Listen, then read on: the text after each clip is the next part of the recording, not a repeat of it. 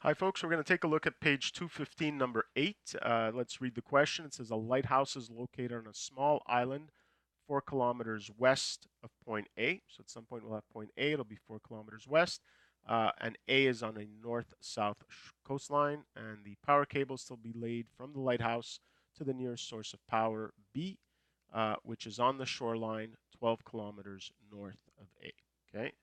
So after reading that whole sentence, I really have a sense of what's going on here. So I've got point A here, okay, and I've got point B, which is where the power source is, and it's 12 kilometers to the north of A.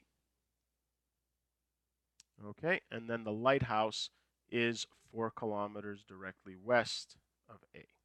Okay, so there's the lighthouse, and this is 4 kilometers away. Okay, so here we have to lay a cable from L to B. The issue is that along the water is more expensive than along the shoreline. Okay, so it could be that you take the shortest distance from L to B, even though underwater is more expensive, or perhaps you maximize your length along the shore and minimize your length along the water. So it might be straight across and then along the shore to B, or somewhere in between. Okay, this is your other option, which they're suggesting to some point C, so partly along the water, partly along the shore. Okay, so our goal now is to figure out how to set up a cost function, since this is what we're trying to minimize. Okay, so always focus on what it is that you're trying to minimize, and that's the cost. So the way to calculate the cost would be the cost for the cable underwater, so that'll just be $6,000 times the length uh, of L to C, and then add to that the cost along the shoreline, so $2,000 times the length from C to B. So what we need to do is to come up with expressions for these two lengths that hopefully will use just one variable. Okay. Now, it's looking pretty clear that since we're dealing with all these lengths and we've got a right angle triangle, that you'll be using Pythagoras, okay? And you've got this length here, which connects to CB to give you a total of 12, and this length here is also connected to that right angle triangle, which contains the length along the water.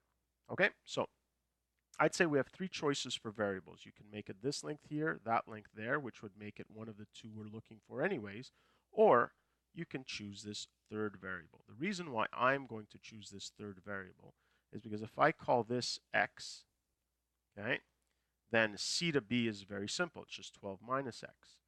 But by calling this x, I'm also making this length fairly simple, because I'm going to have to use a square root and a square in Pythagoras. I have no choice, but I might as well square and take the square root of the simplest expression possible. Okay? Now, had you chosen either one of these, you certainly could have solved the problem. I suspect the algebra might have been slightly more complicated, but probably not even too much so.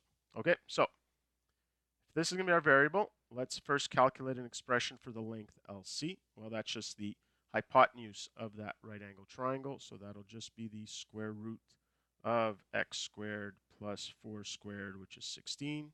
And then here, this length will just be 12 minus x. Okay, so let's come up with an expression for the cost. So here, so the cost underwater will be our $6,000 times the length LC, which is the square root of x squared plus 16. And then we're going to add to that the cost along the shore, $2,000 times the length along the shore, which is 12 minus x. Okay, and so what we have now is we have an expression for the cost, okay, with respect to one variable, which is exactly what we need. So let's just simplify this a little bit. 6,000 times square root of x squared plus 16, and then here plus, well, 2 times 12, 24, so 24,000 minus 2,000 times negative x minus 2,000 x. Okay. Now the other thing is what domain are we going to be working with? Okay. So what values of x are we going to accept as possibilities? Okay. Well, again, I think we can all agree that it doesn't make any sense to go south of A and then go up to B. So this is the shortest distance across the water that I might want to take. Okay, and that would make x equal to 0 because here I'm going straight across and then the full 12 kilometers up. So I know that x will have to be greater than or equal to 0. And again, similarly, I'm not going to go past B and then come back down. So the very most, I'm going to go straight across from L to B, which would make x the full 12 kilometers. So here it has to be less than or equal to 12. So keep in mind that since we have this function defined on a closed interval, the absolute extrema, in the case here, what we're looking for is the absolute minimum, has to lie either at the critical points or at the endpoints. So be sure to check the endpoints to cover all the bases. Okay, but for now, let's find the critical points. So we'll take the derivative here, derivative with respect to x. So here, 6,000 is just a constant. Okay, times the derivative of this thing here. So 1/2 times x squared plus 16 to the negative 1/2. And then times the derivative of x squared plus 16, which is 2x. Okay, plus the derivative of 24,000, just a constant. So should close off that bracket. That's just 0. And then the derivative of negative 2,000x, which is just negative 2,000. Okay, now of course we're setting our derivative to 0 since we're looking for the critical points. So let's simplify a little. The 2's cancel out. Okay, I see that both of my two terms, either side of the subtraction, are divisible by 2,000. Okay, so I'm actually going to simplify that right away. So if I divide both sides by 2,000, well, 0 divided by 2,000, still 0. So here I'm left with 6,000 divided by 2,000, which is just 3, okay, times the x, okay, and in the denominator we're left with the square root of x squared plus 16, okay, and here we're just left with minus 1, okay. So let's now start solving. So let's bring the negative 1 to the other side, okay. But while I'm at it, again, now that a little more comfortable with the algebra, let's try to skip some steps here. Once I bring the 1 to the other side, I know I'm going to want to multiply both sides by this square root of x squared plus 16. So I'm going to multiply x squared plus 16, and all I'm going to be left with on the right-hand side is 3x.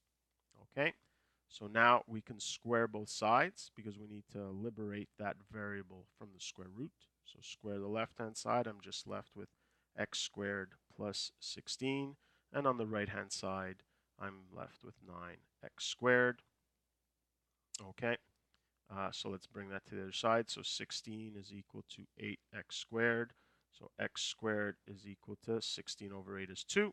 So x is equal to plus or minus square root of 2. Okay, now let's remember our domain. We're only interested in in values between 0 and 12. So we're going to refute that value of negative root 2. And so my only valid critical point is that square root of 2.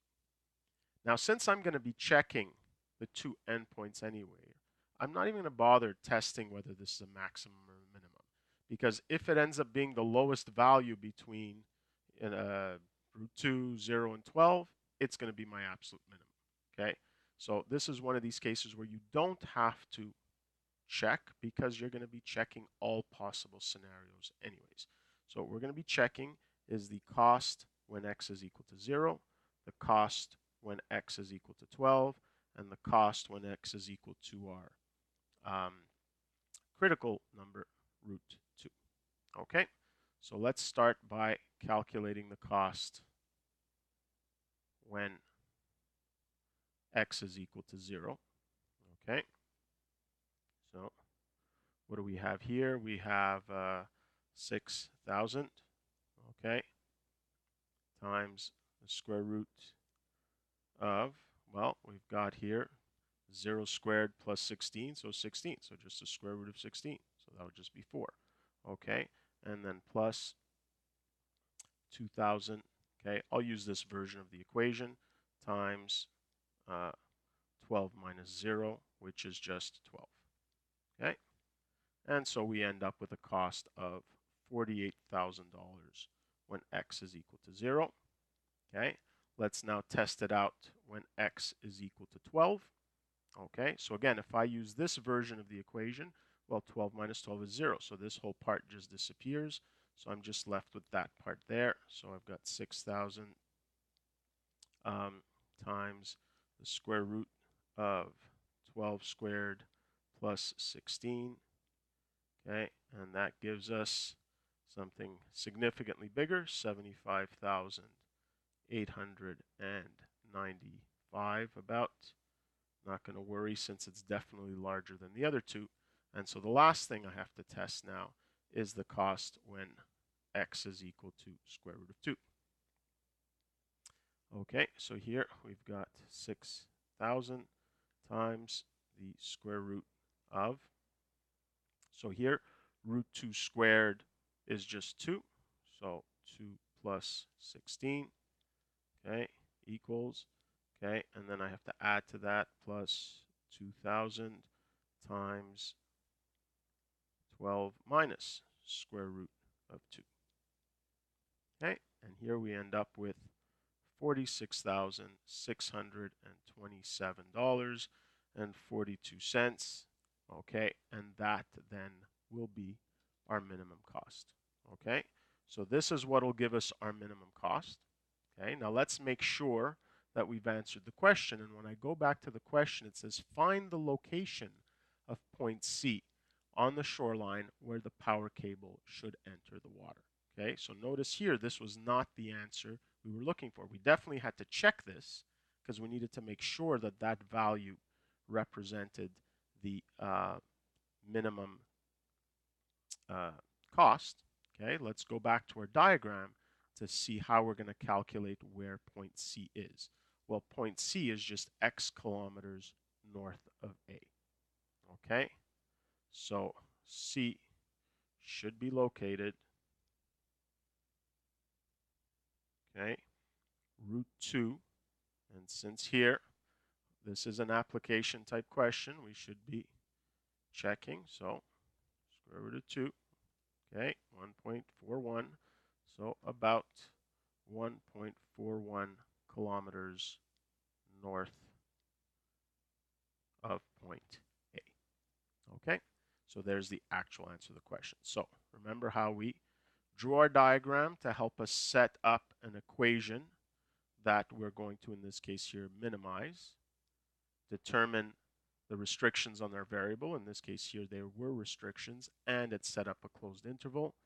Do the calculus, which involved testing the endpoints, and then make sure you go and you answer the actual question. Okay, so I'm just going to try to set this up here a little higher. Okay, and let's try to, there you go. So there's the full solution. Okay, that's it for this one.